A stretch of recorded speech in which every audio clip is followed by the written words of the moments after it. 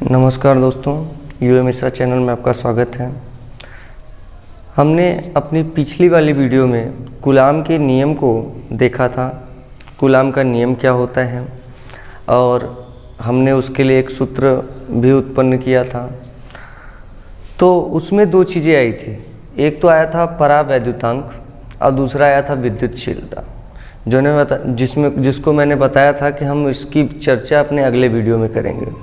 तो आज हम इस वीडियो में केवल दो चीज़ों की चर्चा करेंगे, एक तो परावैद्युतांक क्या होता है, दूसरा विद्युतशीलता क्या होती है।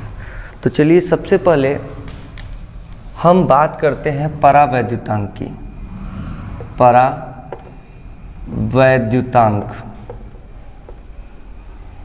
परावैद्युतांक की बात करते हैं। अगर हम परावैद्युतांक को जानना चाहते हैं तो इससे संबंधित है, सबसे पहले हम जान लेते हैं परावैद्युत पदार्थ क्या होता है। तो हम बात करते हैं परावैद्युत पदार्थ की। कोई अचालक जो पदार्थ होता है उसी को परावैद्युत पदार्थ बोलते हैं। यानी कि अगर देखा जाए तो एग्जाम्पल के लिए हम बोल सकते हैं, जैसे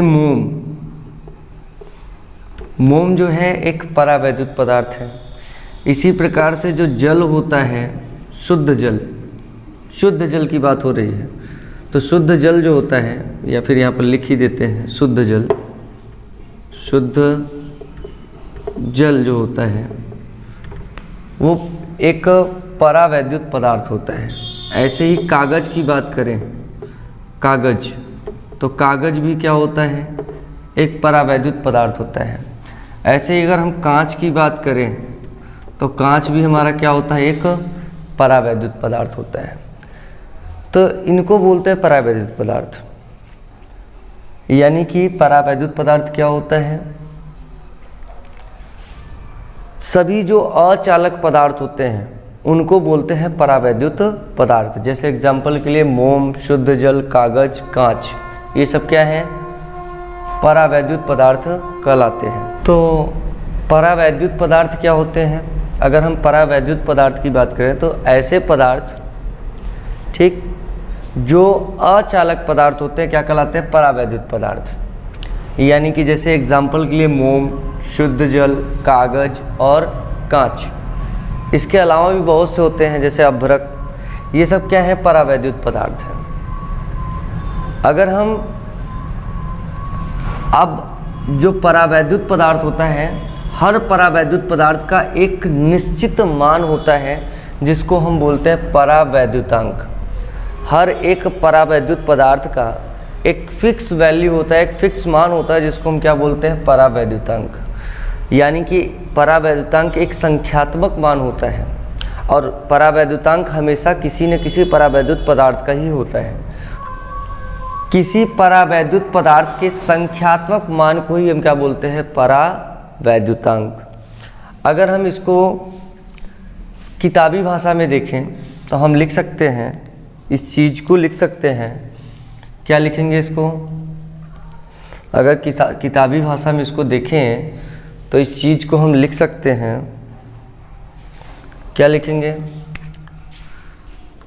परावैद्युतांक जो होता है उसको हम हमेशा कैपिटल के से प्रदर्शित करते हैं, रिप्रेजेंट करते हैं कैपिटल के से। परावैद्युतांक जो होता है उसको हम हमेशा कैपिटल के से रिप्रेजेंट करते हैं।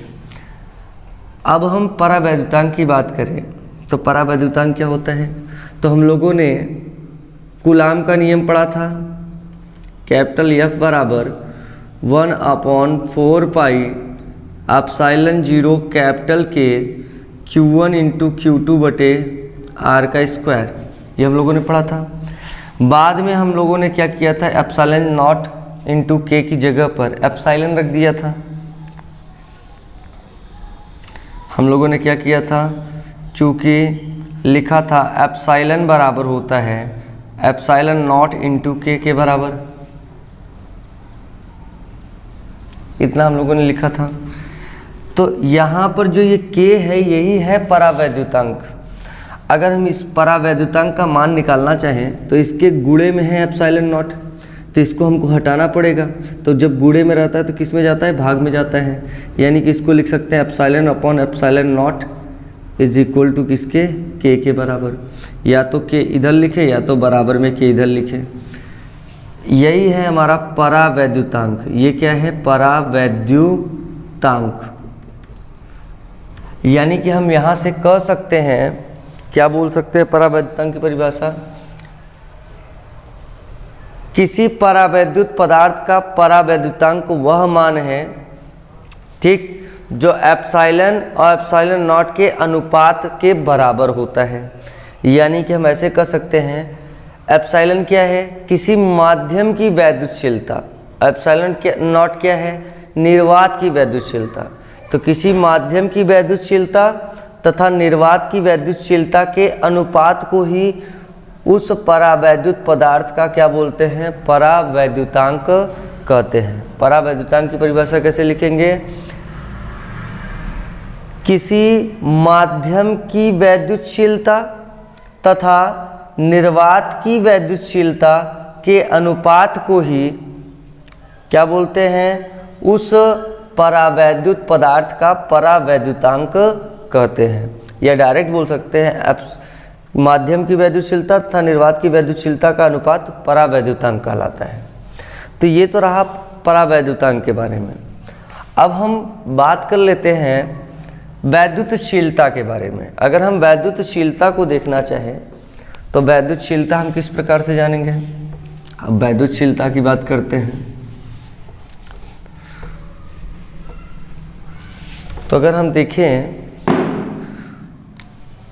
बात करते हैं वैद्युतशीलता की। वैद्युतशीलता,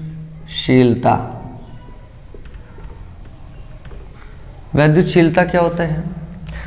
अगर हम देखें तो सामान्य रूप से किसी भी बुक में इसकी परिभाषा नहीं मिलेगी, लेकिन इस चीज़ को हम परिभाषित कर सकते हैं कूलाम के नियम की सहायता से ही। अगर हम देखें तो हम लोगों ने पढ़ा था कूलाम का नियम, F is equal to 1/4 pi epsilon Q1 into Q2 बटे R का स्क्वायर, जहाँ एप्सिलॉन की वैल्यू अभी हमने देखा एप्सिलॉन बराबर एप्सिलॉन नॉट इंटू के होता है। अगर एप्सिलॉन को देखें तो ये माध्यम की वैद्युतशीलता है, तो मतलब वैद्युतशीलता है, वैद्युतशीलता की बात करनी है। तो यहाँ से अगर हम देखें, इन सभी को अगर हम नगण्य मानकर चले, यानी कि F अगर इन लोगों को अचर माने तो हम मान सकते हैं F इज प्रोपोर्शनल टू होता है 1/एप्सिलॉन। यहाँ से ये चीज़ निकल कर के आ रहा है, यानी कि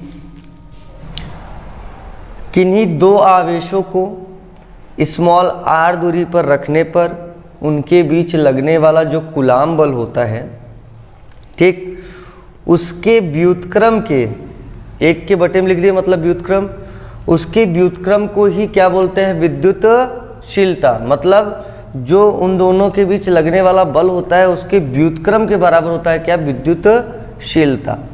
तो हम यहाँ से कह सकते हैं किन्हीं दो आवेशों को स्मॉल r दूरी पर रखने पर उनके बीच लगने वाले बल का जो व्युत्क्रम होता है, ठीक, वही हमारा क्या कहलाता है, विद्युतशीलता कहलाता है।